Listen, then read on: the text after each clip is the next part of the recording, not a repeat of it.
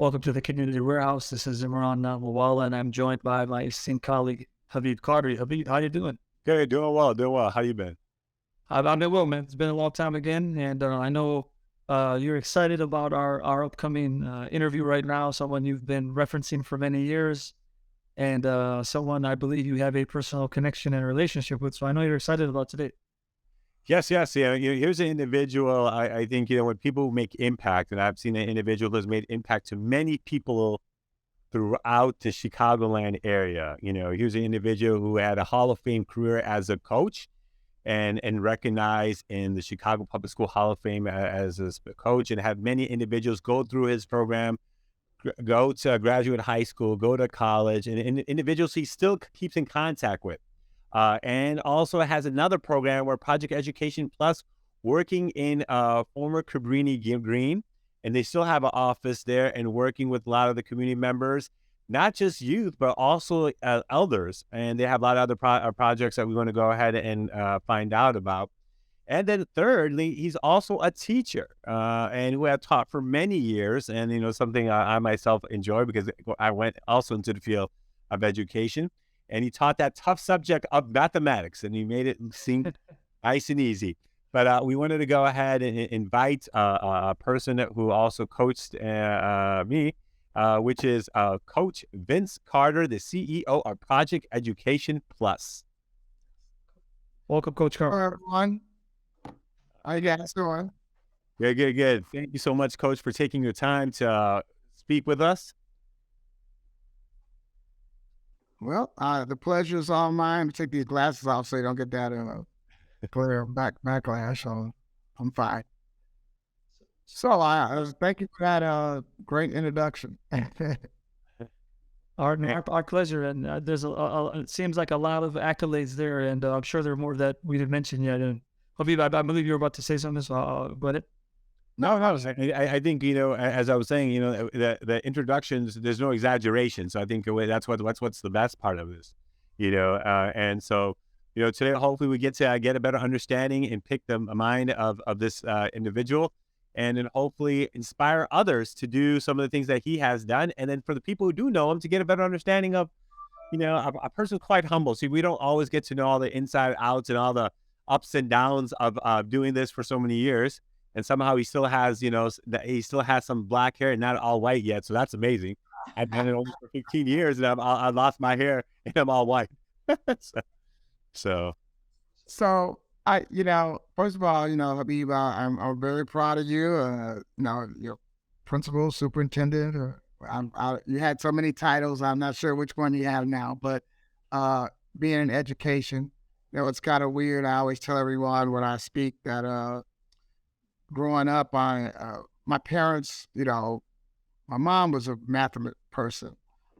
So math was always my strong subject. Of course, she wanted me to be an accountant, and I wanted to teach. So that became an issue right off the bat. But I went right out of Leo High School, right to Chicago State, which was a teacher's college then. And it only took me, I was so excited about teaching. It only took 3 years for me to graduate. Oh. I did the whole kit and caboodle in 3 years. I was young, and the Board of Education had a rule about you had to be 21 to start teaching, and my birthday's in December, so the university wrote a letter to them saying, how I did such a good job and blah, blah, blah, whatever they say. So they went ahead and let me start teaching. So I started teaching on the South Side at a school called Medgar Evers.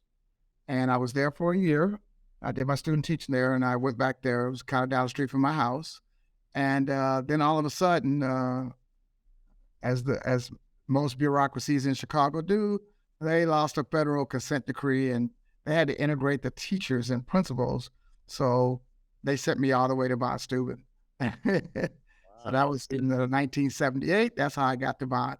I lost that position after the first year. I went to Disney Magnet School, and then I went to Inter-American Magnet School. And I fell in love with Bond in that year of 1978. So in 1986, I returned. to Von Steuben, where it was Von Steuben, Albany Park, and it was all one building at that time. And I stayed there all the way until I retired in 2014 from a full-time job. I'm not going to say I'm retired. All right. Tell you how I got started in education. Wow. Okay, that's good to know. So I had no idea how that happened. So I think we'll take that for this first segment of just education here for a second. Now, just working without going into project education plus and basketball. In education, if you had to tell others who maybe are in this field of education and teaching, with your vast experience, what would be some, like 3 to 5 tips that you would say educators should think about this or keep this in mind to maybe, connecting with the kids or just professional development suggestions? What would be your tips and advice for an individual who has, been dealing with kids and still are for about 35? I mean, you're a young looking guy, but about 30 years. I wish. So I think the first thing about being in education is you're wanting to enlighten youth. You got to be someone who's willing to take the kids from point A and getting them to point B. Because all the kids you get don't come in with the same background. So I think that's kind of why the high school teachers sometimes have more trouble than the elementary school teachers. And I know the high school teachers think that the elementary school teachers just baby the kids. Well, yeah, but for high school, if you have if you go and you major in science and you major in biology and you're a good biology major, then they stick you in high school with kids that could care less about the long words that they can't pronounce in biology, then that becomes sort of a conflict. And so I think that you have to really want to work with the kids and get them to the next level. Like, I morphed from being just a regular math teacher in elementary school into teaching algebra. And I remember even at Bond, we had this whole disagreement about whether we should teach algebra. Well, the board said they were going to make all the 8th grade kids do algebra. So I thought that's perfect. We could teach algebra to all the kids in 7th, 8th grade. And everybody thought I was crazy. And I might have been, but I proved to them that you could teach anybody algebra. And we taught algebra and our math scores were very good. And I think the whole part of that was I was determined to show them that if you just get the right teaching and you have the right attitude, and I think that works better. And I think you got to like kids. And yeah, some days it's like I'm about to throw one of them out the window. And then the next day I'm hugging them. So that's kids, right? and so I think that's the first tip. Don't go into education just because, it pays well and you get good benefits. and you're off in the summertime. So that's all, so I think a lot of people kind of get sucked into that a little bit. And you're not going to always get notoriety. So it's just like any other, what am I looking for? Just like any other city job that you work with the public, police department, not so much the fire department. Everybody loves a fireman, but the police department, the teachers, things like that, where you have to work with the kids. You get all the blame when things don't go right. You don't get any of the love when things do go right. And you usually just wait for people to, it's always great when the kids come back and they show that, that they learned something. And the other thing I'll say is that you just got to teach the kids and get away from their personalities. I've seen many kids who were like honor roll students all through school and turn out not so good.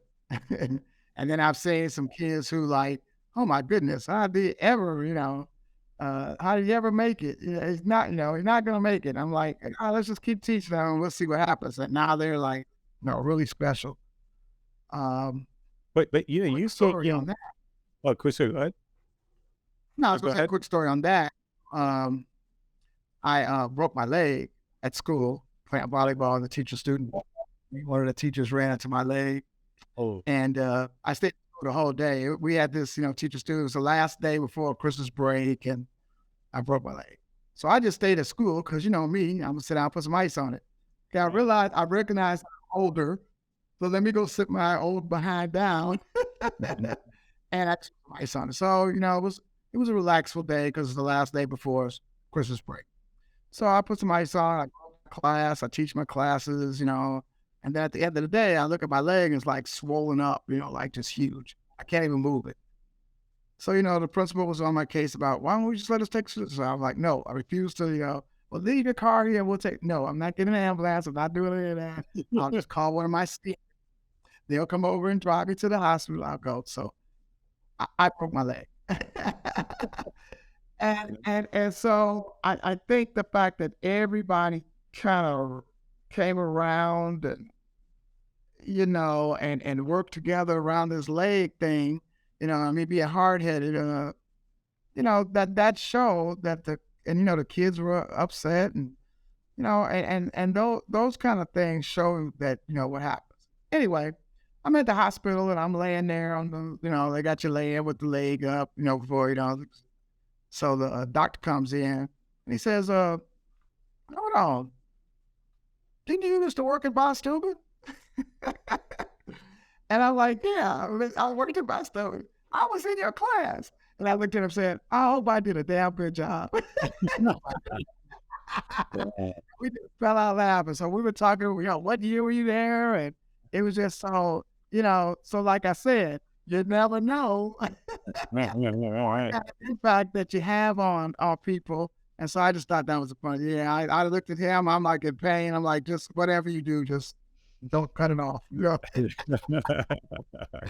And then, so that's, so I think that's part of, I'm not saying that he was bad, but, just regular students that you didn't know that maybe you had an impact on. And I think that's what keeps you going. Awesome. And then, because I've seen that already, dealing, working with students from 8 to 4 can get tough. But I know after 4 o'clock, you didn't go home. You went into, project education class, the Olivet back in the days, and old Cabrini-Green, where you would have after school programs and tutoring. And you've done that for many years. I remember being an individual participant. Then when I went to college, I came and tutored there for a year or two. So, what's what kind of said, all right, I'm just, city schools already tough, 4 o'clock. Well, I'm going to go ahead now, help out with this whole tutoring program. So what kind of got you, to do that? And, what's been the impact on it? So how that happened was, back in the 80s, the teachers had a strike, seemed like every year or every other year. It seems like they were always on strike. So this time was a little different in that the school system was running out of money, and it got towards Christmas time and they ran out of money. So they didn't pay us. And I remember that day, that Friday, I'm visualizing it now in my head, and everybody was like, so they're really not going to pay us? Because they had threatened a couple of paychecks before that, but the city bailed them out or something. But this time was like the Friday before Christmas, and we didn't think everybody's going to be Scrooge. But sure enough, they didn't pay us. So it's Christmas break. So the teachers union decided to, well, you're not paying us. We worked a whole couple of weeks. They didn't pay us, and we worked, now you owe us 2 checks. So they decided not to go back to school. So Disney was a magnet school, and there was a few parents that were in Cabrini. Now, up to this point, I just heard of Cabrini. I grew up in Beverly, out on the south side. So, Cabrini was not not unless it was on good times. It wasn't always shown in a good light, and so I was like, sure, because it's 2 degrees outside, and they talking about picketing, but if I had something to do, then I get an excuse for not picking it. So me and a few other friends that were teaching at Disney at the time, and one of them actually grew up in Cabrini, and that's how I went over there. So we were on strike for like 2 more weeks. We didn't go to school hardly at all in January that year, and And so the parents liked the way we interacted with their kids. And so they said, yeah, we should have this program all the time. And I was like, oh, okay, well, maybe that's not a bad idea. And so that's how that kind of started. At that time, Jesse White was just the state rep. And so they knew Jesse White. We went over and spoke to him, and he showed us how to make a 501c3 and start a nonprofit and, ask for donations. And that's how Project Education was born. And Jesse White's been around forever. I mean, he's 90 something, just retired from being Secretary of State. And I'm sure he could have probably been Secretary of State for life, kind of like Supreme Court, if he really wanted, And so that's how that started. A lot of things grew out of that. So one of the things, we started out with a baseball program, and in the summer, the first couple of years, we did like just some little summer stuff because it wasn't really summer school because obviously they had no money. So only the 8th graders went to summer school, and the high school, back in those days, the high school kids had to pay, to go to summer school, and most of them had to go to private school to make up classes. So, it was tough. So, I preached this: go to college, go to college, go to college, go to college, go to college. So now they kind of like me, so they go to college. And then they came right back because I neglected to figure out the part about, well, who's going to pay for this college? So, I won't say I was spoiled, but I was spoiled. And, my parents paid for me to go to college. Of course, in the late 70s, college wasn't as expensive as it is now. Sure. And so, if I needed a book, I just told my mother and she gave me the money and I went and bought the book. Yeah, and I was kind of resourceful, I sell the books back, I still have some of my college book. I'm kind of nerdy.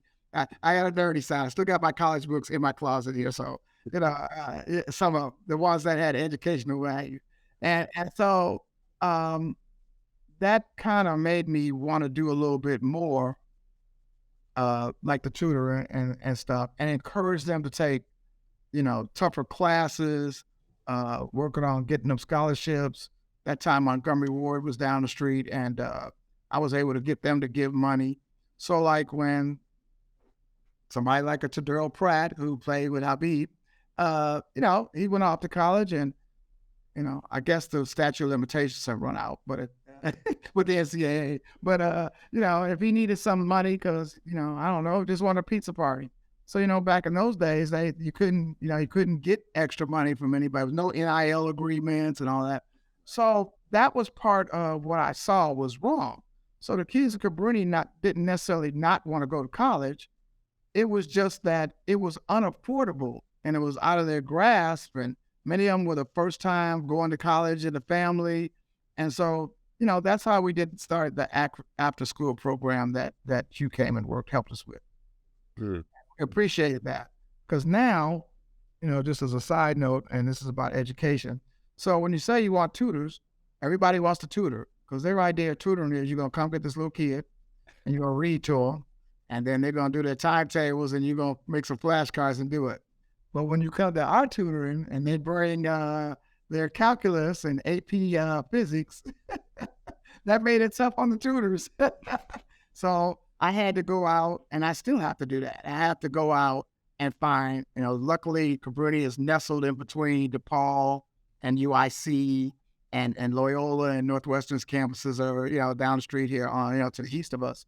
So I go out and I try to get people, college students or I actually have a couple professors that help, to help us with the kids so that they can have those, additional subjects. So now where they probably would have dropped those classes, they keep them because they get some help. And, since pandemic, and I learned how to work podcasts and stuff, now we can do it with them, online. So I got a funny story for you because I always like stories. So I get this text.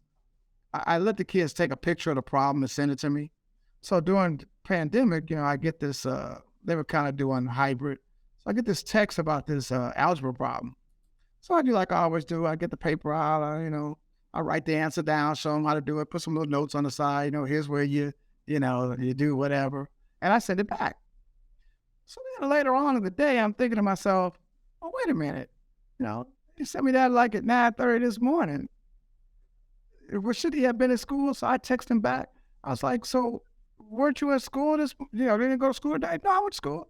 I said, well, you sent me that math problem at 9:30. He said, yeah, I was the only one in the room to get that right.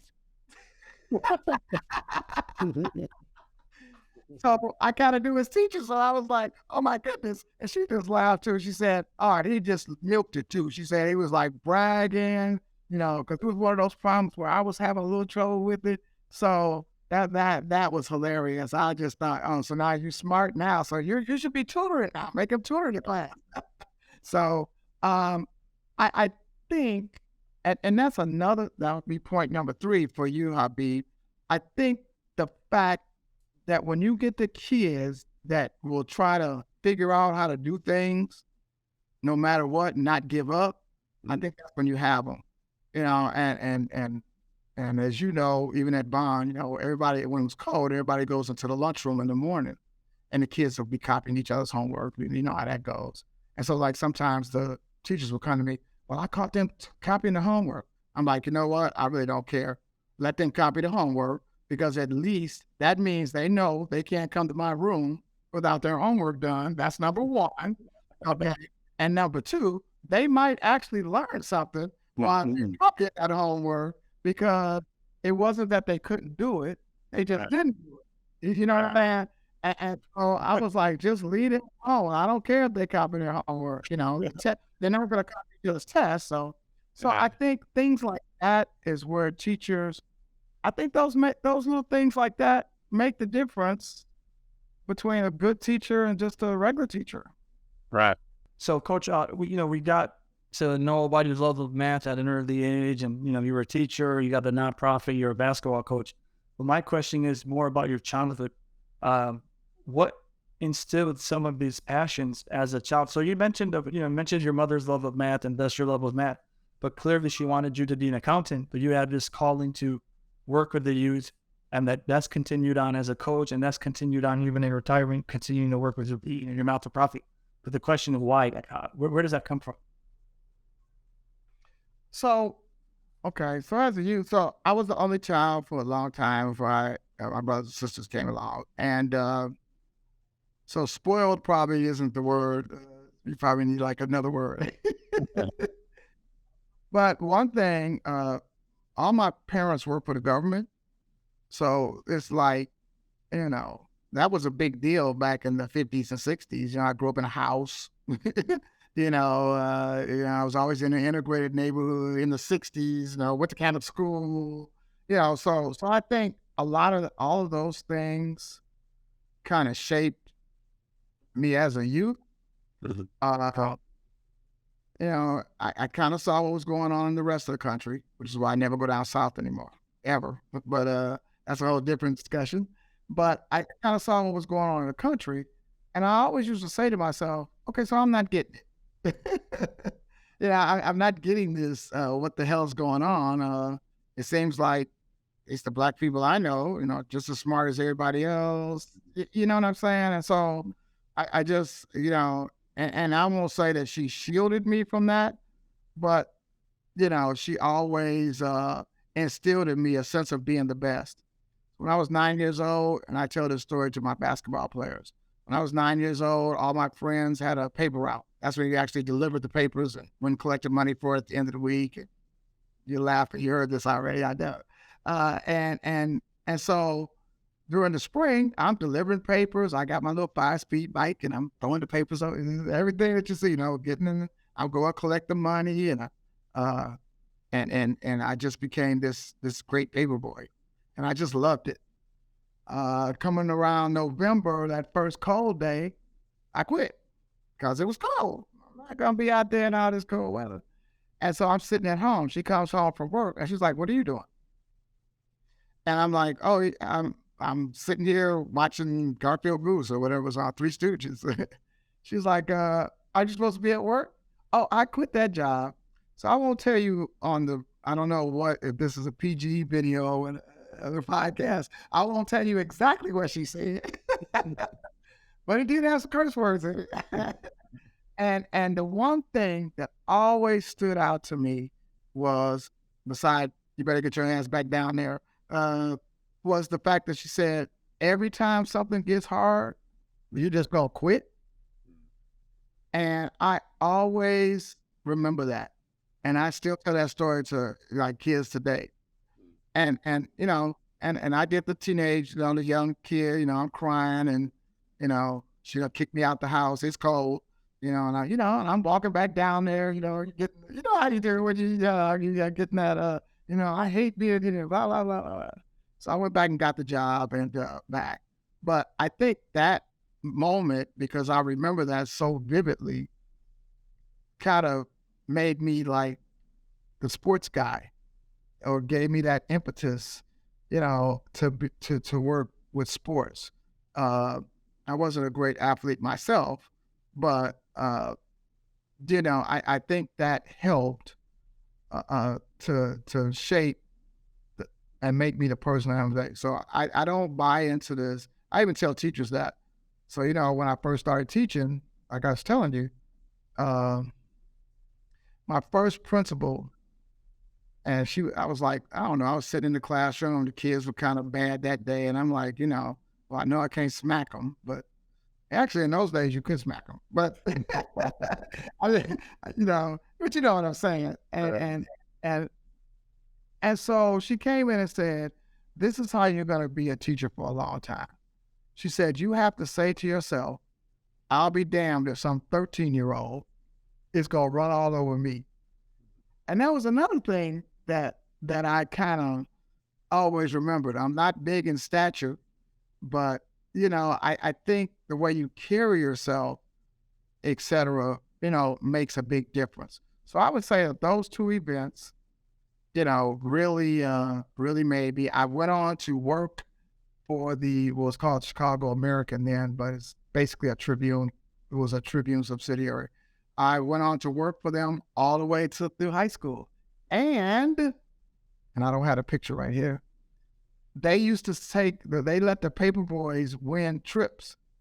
And I won the trip to Super Bowl VII. It's 50 years ago this year. Wow. I won Super Bowl VII.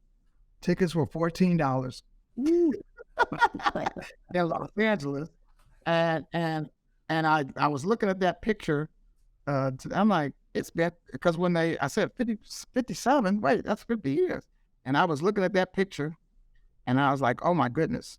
And I just, so I think that's big. And like I said, I stayed at that job, for the rest of the time. And I don't know if you can be able to see this, but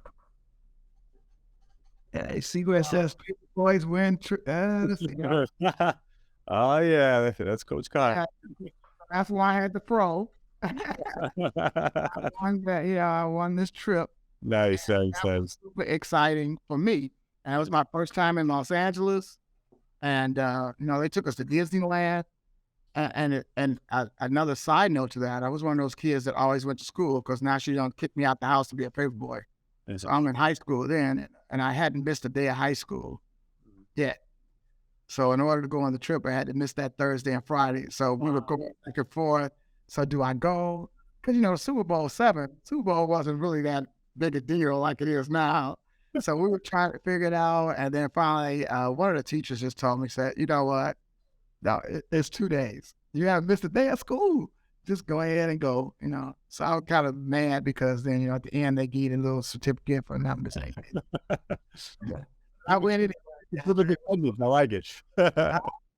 I said you even competitive for a perfect attendance. All right. Oh yeah, yeah. So I've always been pretty competitive. I think, like I said, my mom probably instilled that in me a little bit. I think without knowing it, but looking back, she tried to. She was one of those parents that okay, yeah, you're the little black kid, but you could be just as good as everybody else, and and I think that's important even today, because even though we're not perfect in America, it's better, and I think that's just another excuse that sometimes the kids put in their excuse box, They already got enough excuses. And I think sometimes we use that as an excuse. Sometimes sometimes it's close to the truth, but now what you going to do about it? You still, if you just give up, and I think, that's important. And we were just talking the other day, and I'm sure, Habib, you probably have this too. Do people go to college to have a career anymore? Mhm. I cannot believe, because I hire people to work with us, how many people they have a job, and then they just leave that job and go do something, don't do anything. Not like they moved up to, okay, now I'm going to go be the vice president at IBM, It just, and so it's a different, I would like to say and when I say young, I'm talking about 30 and under, not everybody, but, it just seems like they're not into careers as much as, we were pushed towards careers, even in elementary school. And you pretty much kind of did what your parents did, which is why you have career police officers and career firemen, because you kind of got pushed towards, whatever your parents did. And I'd like to say in the minority communities, because many, they're first generation going to college, that kind of changed a little bit, and, I like to, I think education is important. And, I thought I was, like you said, I was competitive. I always wanted to be a good student. Leo was predominantly white at that time. And I always wanted to be like right up there with the top class. And freshman year, they put me in this remedial algebra class at Leo. And I was like, I told my mom, like, this has got to be the dumbest group of kids and the worst teacher I've ever met in my entire life. I really did say that. And I couldn't understand, and it really freaked me out. So I couldn't understand, why did they put me in this remedial algebra class? I'm getting literally 100. I think I got 100 every test. The problems that, like, those last few problems, that the challenge problems, I'm the only one getting those wrong. I'm not even showing the teacher how to do it. He'd ask me, so, Carter, you know this one? Oh, I think I got it. I'd run up to the board, like a Hidden Figures, And so the next year, so it was predominantly minority class. There wasn't that many white kids in that class. So the next year, I signed up for geometry honors, because, after freshman year, they let you sign up. So I'm not about to be in this class with these kids all the time. So I signed up for geometry honors. 3 black kids in the geometry honors class. Total. And I didn't look at it at first, it was only 3 of us. I looked at it as a challenge, and I got an A in those classes. I used to tease them. I said, well, one of us had, we used to tease each other. Well, one of us had to get the A. I'm the most good looking. No, I'm better. Then somebody an A, so that's me. So like you said, being competitive, I could have just, nowadays kids will stay in those classes just so they can get the A, and then they don't have to put any effort out. But, so that was me as a youth. I played all the sports. It wasn't a sports system like it is now, where you can, do volleyball all year round or basketball all year round, or, Hey, big and cheap. But so the sports changed. So, and again, I was in a predominantly white area. So when they, I played hockey as a youth. There wasn't any black hockey players back in the 60s. Anyway, that's me. So I answered your question. yeah, no, so if I would transition now, like, to the third segment now, would be like the sports itself, which we just discussed. So if you had to have that conversation, so now, okay, AAU now is like there's almost every place there's like a team. You started 50 years ago, right? So I'm the OG of AAU in the city of Chicago, right? I think it was just you and maybe you guys. So where is sports now? You coached in the public schools too, and you did travel. So what have you seen? Like, like in this whole AAU circuit, is it hurting the game? Is it helping the game? That's one aspect. Coaching, some tips for coaching too. So maybe we could take into small segments. So first, maybe just coaching. What are some advice for all these new coaches dealing with, you've dealt with 5 decades of hoopers. So just your idea of just first coaching itself, has it changed? The kids, the way the response changed? What's your thought? So,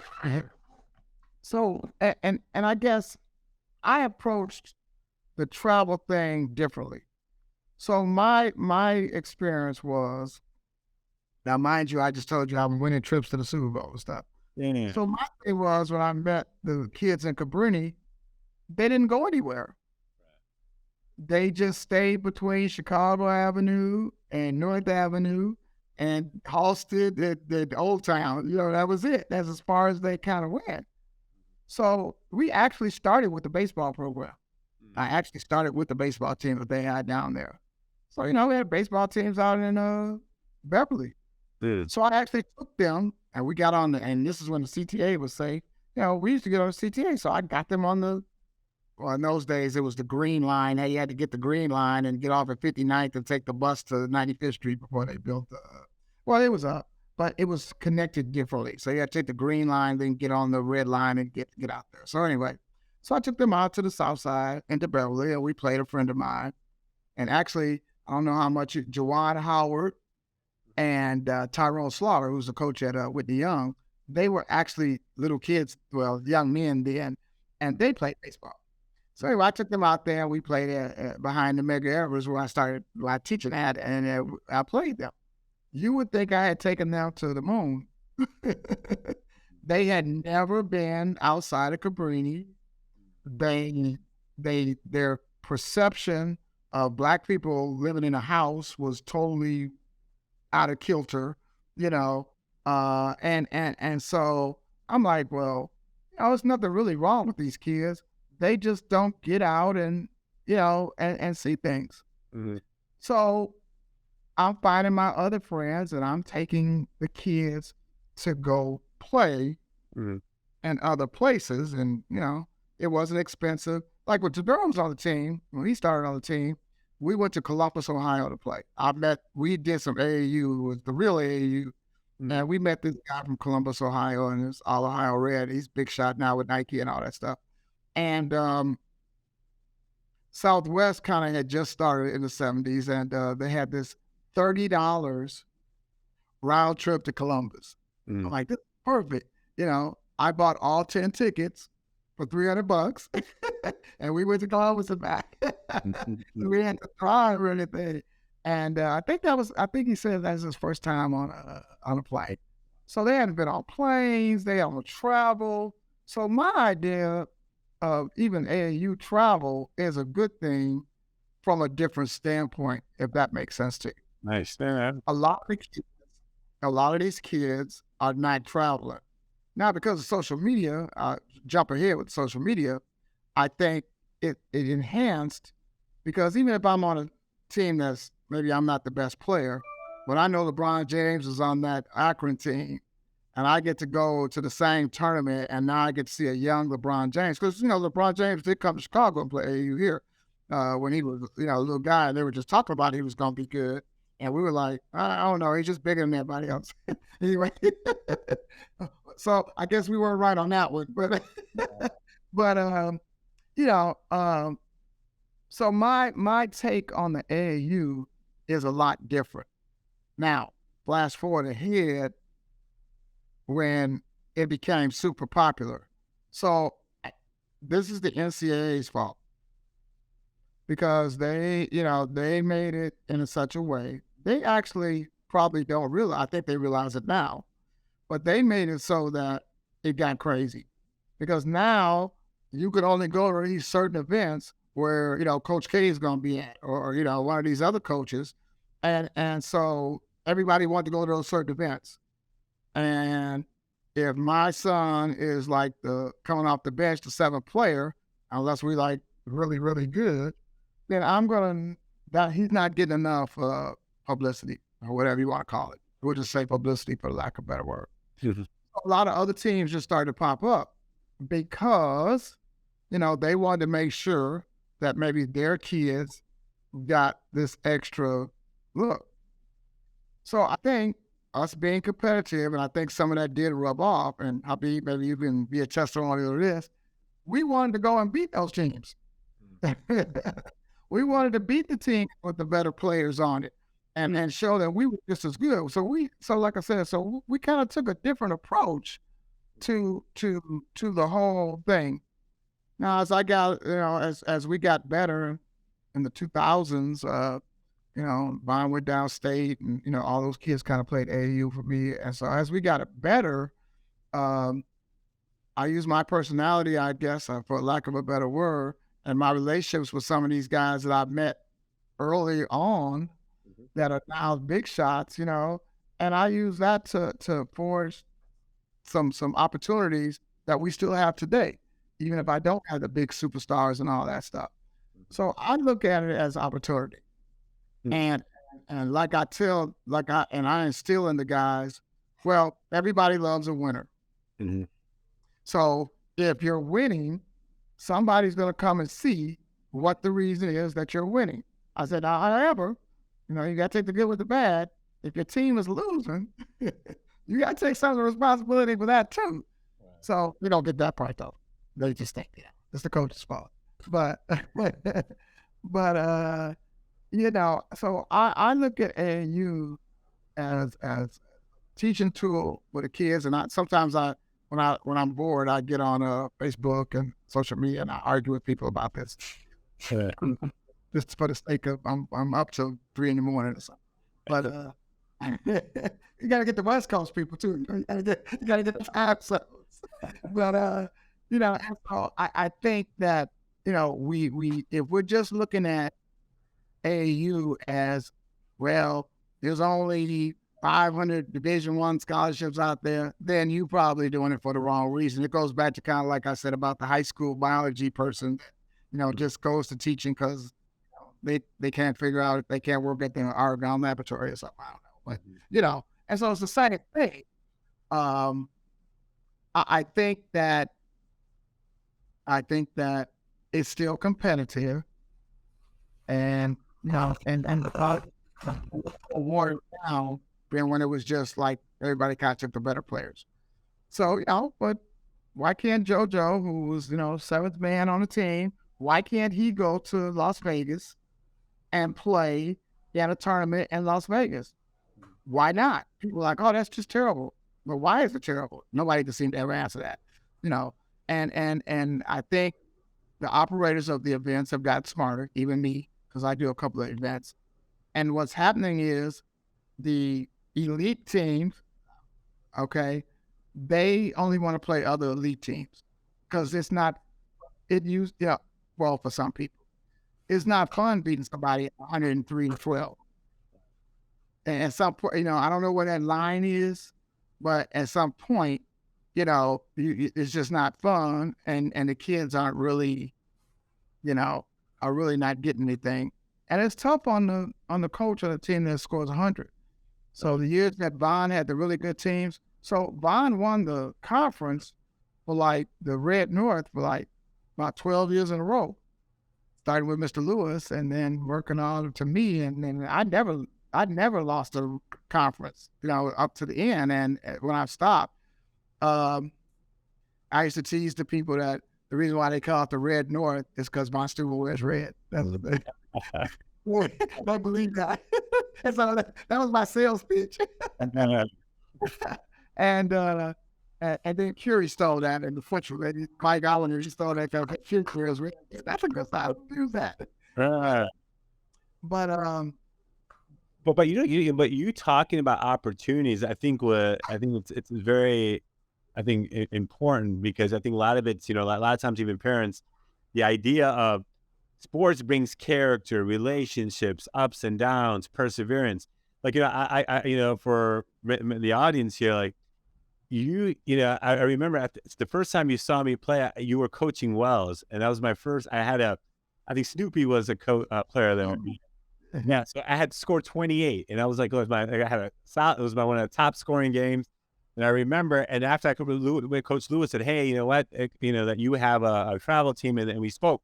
And I remember when we went to LA and Arizona and North Carolina, you had to come and speak to my father, because my father, I never went out, out of maybe Michigan driving or back home, India. So I remember, I don't know if you remember this, but you came and spoke to my father to make him feel okay that I could go with a group of guys for the first time, to like cities and be exposed to playing some top basketball, in LA and Toby Bailey and Samaki Walker. And so I think that opportunity, and just to be there, even though there he's not. Samaki Walker was on that All Ohio team that we had met. Yeah, that we had met. So the reason why we went to Los Angeles, so we qualified for AAU, the real AAU, Right. and the tournament was in Kingsport, Tennessee. Now, I hate, and I'm better now, but I had this whole thing about the South, Right.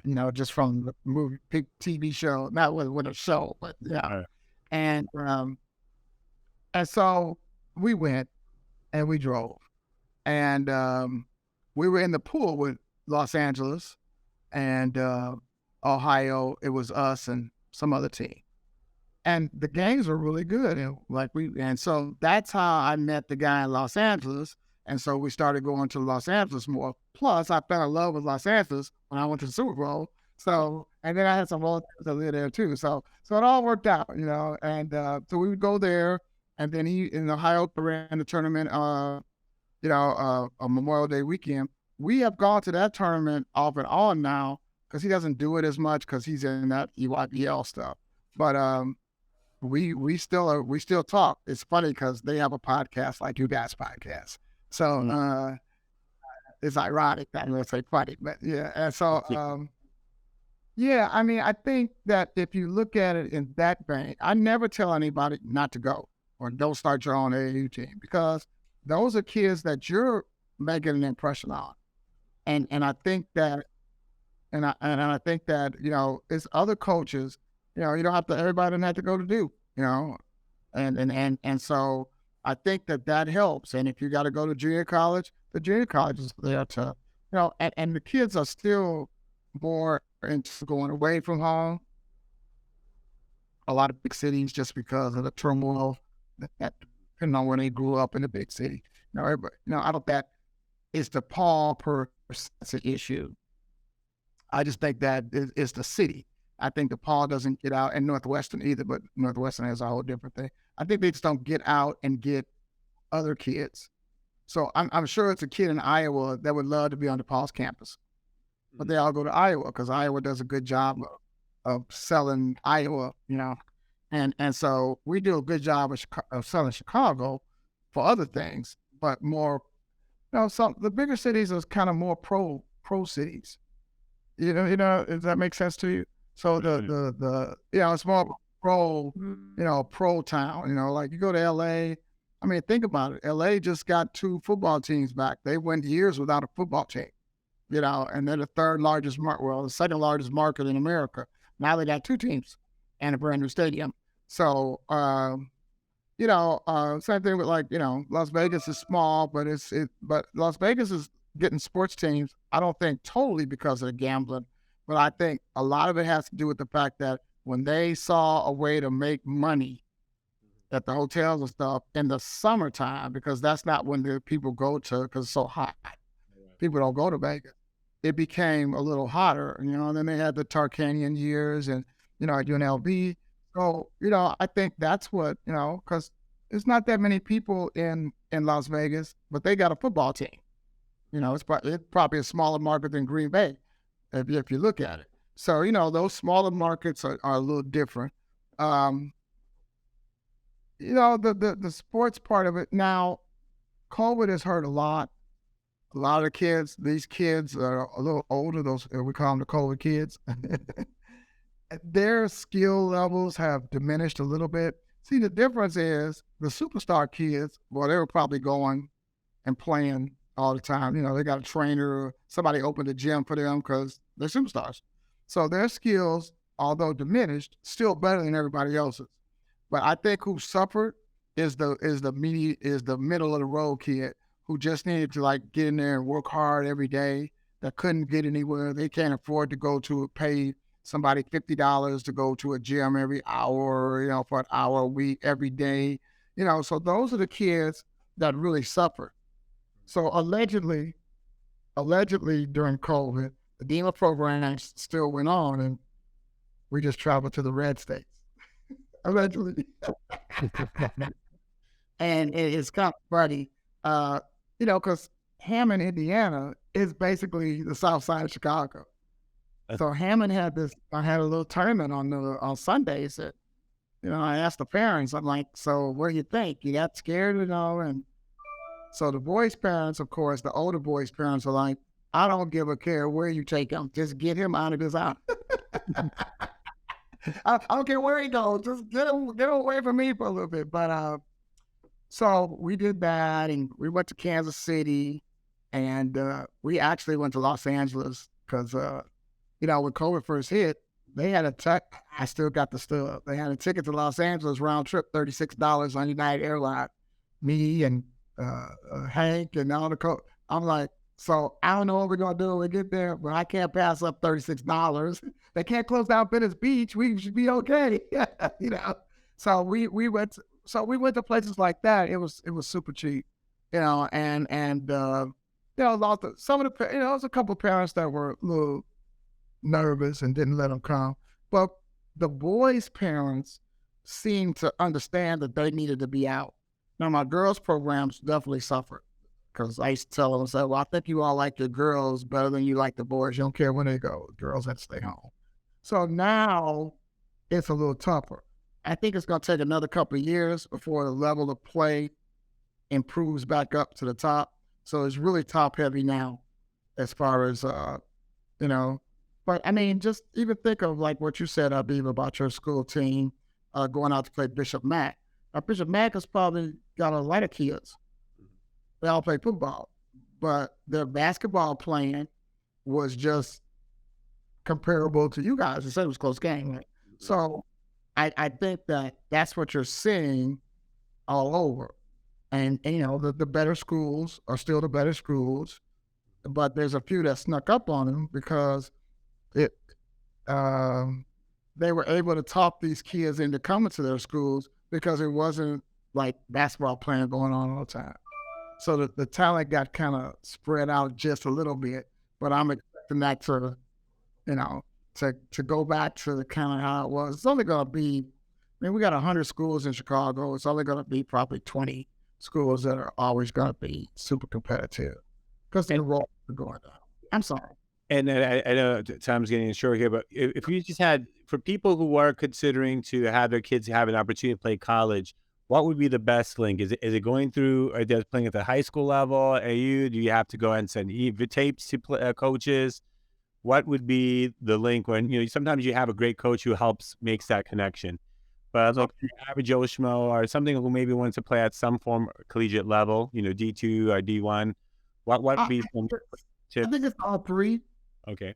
And I think that, so you got the three types of parents. So you got the parents that are, if he goes to college, fine. If he doesn't go to college, that's fine too. Get a job. Just got to get the hell out of my house. You got those parents. You got and in that group is also the parents that, well, you can just live here forever. Mm-hmm.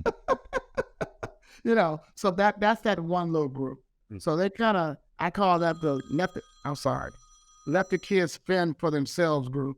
Mm-hmm. And we'll see, they'll make it because, I hope that they want the best for the kid, but maybe they don't have the wherewithal. A lot of parents don't understand the whole college thing.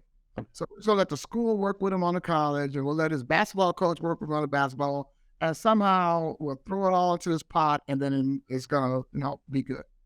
But then you got the second group of parents where they don't allow the kids to select.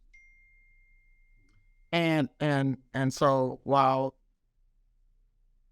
and usually if the AAU coach is different from the high school coach and they don't get along at all, then or they have something, the high school coach hates AAU or something like that. So then that's kind of ridiculous because now you're throwing the kid into they're already a teenage brain. And so you're throwing this teenage brain into this I got to pick and all that stuff. Why? Why do you have to pick? And then if the parents are more involved, that helps. But when the parents aren't as involved, then everybody starts to work on this, teenage brain. So that's important. The bottom line is, if you get out and get seen more, the reason why now AAU I think takes a little bit more precedent is because the coach can come and watch multiple players at one site. They can evaluate and see, well, do I like Habib? Do I like who do I like? And then if I really like Habib, I go to Von Steuben when school starts, because that really shows, but while I'm there, I'm still talking to, even though I've retired from coaching, but I'm still kind of involved with the public league. I had people call me all the time about kids that I know or know me from AAU that call me about the Chicago kids. So what do you think about this kid at Brother Rice? What do you think about this kid? And I'm like, and I always tell them what depending on my level of friendship, I try not to speak bad about kids, but if the kid is really like a knucklehead, like if it was Habib and he's calling me about a kid, I'm gonna tell him if he's a knucklehead. If it's somebody I don't really know, I might just kind of butter the bread a little bit. Not exactly John Morant, but his friends, he's got some talent. Because I do believe that kids do, mature at later stages. And so, I think that that's important.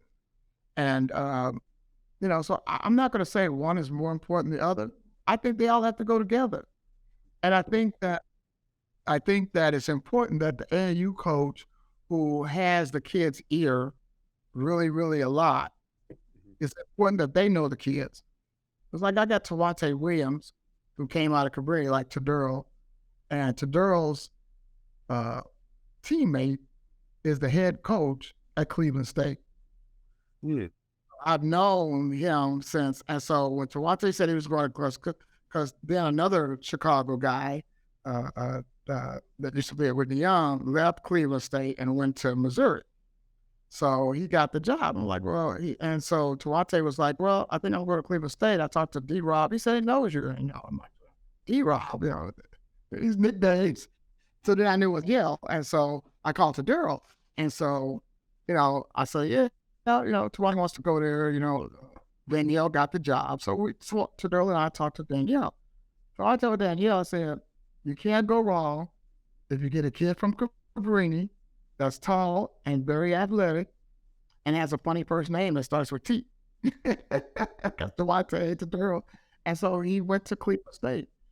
That's so not that his high school coach, is not a good source, because I told them to talk to him too. But Tawante is one of the kind of kid that, his mom died when he was in 4th grade. And we've taken care of him ever since 4th grade, as far as, but he's very intuitive. And I used to tell the coaches when they call him, now he said, well, how do we talk to him? I said, well, first of all, make sure you talk to him just like a regular kid. You don't have to be, ask him about, the latest concert or something like that. You could just talk to him like a regular kid. Because he used to, in 8th grade, and I was legit 5'10", in 8th grade, I have a picture when he graduated. I'm taller than him. By sophomore year of high school, he had already grown 6 inches. Now he's like 6'6". So he's a point guard. So he's very very athletic. So I told him, I said, but when everybody asks him if he wants to be a basketball player, he tells them he wants to be a lawyer. He says he hates when people ask him if he just wants to play basketball because he's tall. So that's the kind of kid he is. And I've gone out to Cleveland State, I saw talked to all of them. I think the people, but that's just me. So I don't think I'm the exception. I think there's a whole bunch of AAU coaches that have relationships with maybe Division III, Division II. I think that's important. Now, your high school coach, they might have lost some of their prominence only because they don't do a lot with the kids after the season. And so that they might have a little chip on their shoulder, But in the end, you only had the kids for maybe 2 years if they play on the varsity team. So, you know, just if you can, just work together. And so, I mean, I think that you have to look at it, and I'm not saying race is involved because there's a lot of different people that play. But I think that, you know, when somebody gets mad when they take the kids out of school, they're going to Los Angeles, so they have to miss Friday because they got to get on a plane. And this is happening a lot more. You know, well, I don't see why they got to go out of town and play basketball, blah, blah, blah. But you didn't say that to Susie when the mom took her out for the week of school to go to Colorado and go skiing.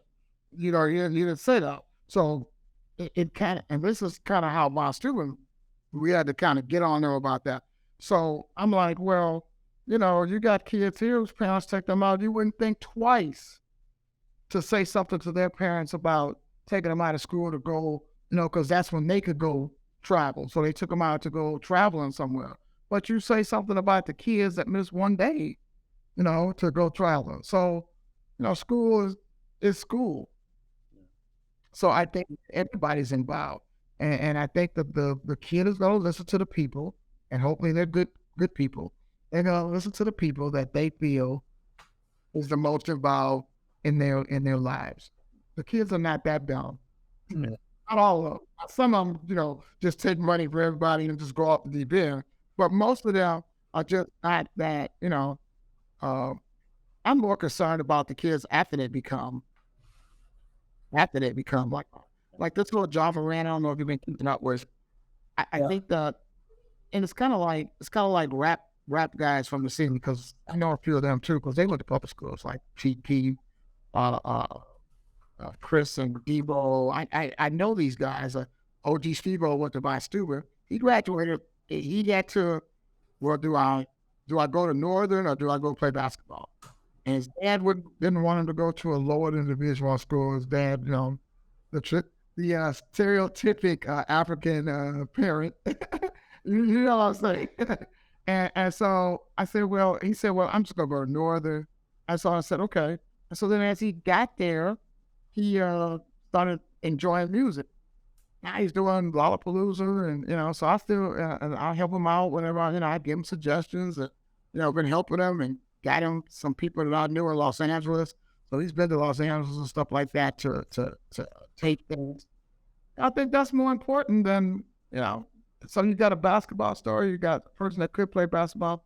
See, I think that one of the things I tell him, and I tell all of them, okay, so unless you got a gazillion dollars, you have to be careful who you hang out with after you graduate.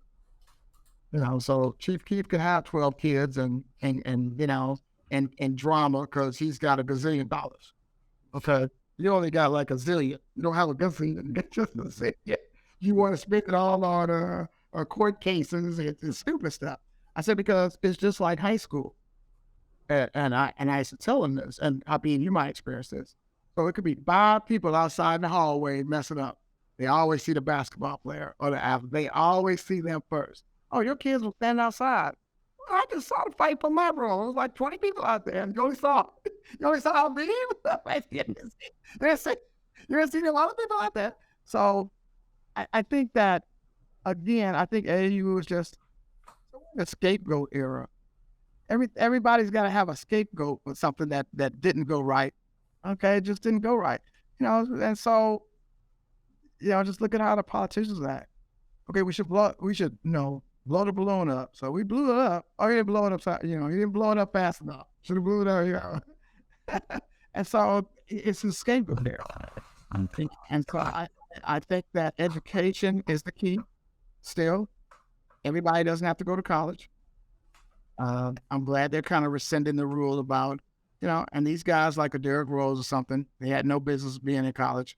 They've been just like LeBron, you know, just went right to the league. Or now they have all these other things like the G League and stuff. You know, it's a place where these guys can go that just want to play basketball. Why are we forcing them into college? Because the NCAA wants to make money off of them. It's a money-making machine. And now they make so much money off TV. That's why they gave in and gave the kids the NIL agreements. They're making, you know, they look at, okay, we could be making a gazillion, No, we can make the decision. Yeah, so we can live with that. Let the kids get a little bit. So we'll see. Oh man, I'm enjoying talking, guys. Good, it was good. It was good. Imran, anything we have? I know we got to close up. It's been an hour or so. Yeah, I was going to say I would love to have you on again just to discuss, basketball. Obviously, I think all three of us are basketball heads, and we'd love to talk just NBA and different things related to basketball. But I'll end up with 3 rapid fire questions. So just Okay. one word answers if you can. Greatest basketball player of all time. Oh wow. So I'm one of those people that believe in eras. So Okay.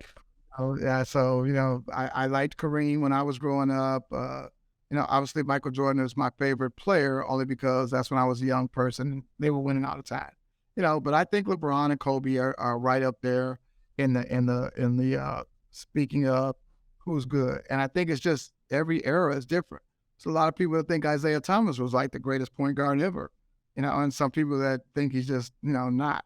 So I think I think everybody has their favorite, their favorite. I mean, was Hank Aaron the best, or was it Babe Ruth, or or was it, you understand what I'm saying? I think it just depends on when you were born. So I like Michael Jordan, but I like the other guys too. So let's have you on again, Coach, because I definitely want to get more into the basketball and nitty gritty. I think we got a lot of basketball topics we still need to cover in terms of not only the NBA, but your coaching style and things that you learned. So we'd be honored to have you on again. Oh, I'll be more than happy. I'll make my schedule a little more amenable. Don't call me during the basketball season. I think that's good. No, we appreciate it. Honestly, it was a very beneficial to listen to your story and learn from your experiences and all that you've done. We're honored to have you on the show, and we'd love to have you on again. Okay, well, I appreciate it. Just let me know in advance, and I'll make time. Awesome. Thank you. Thank you.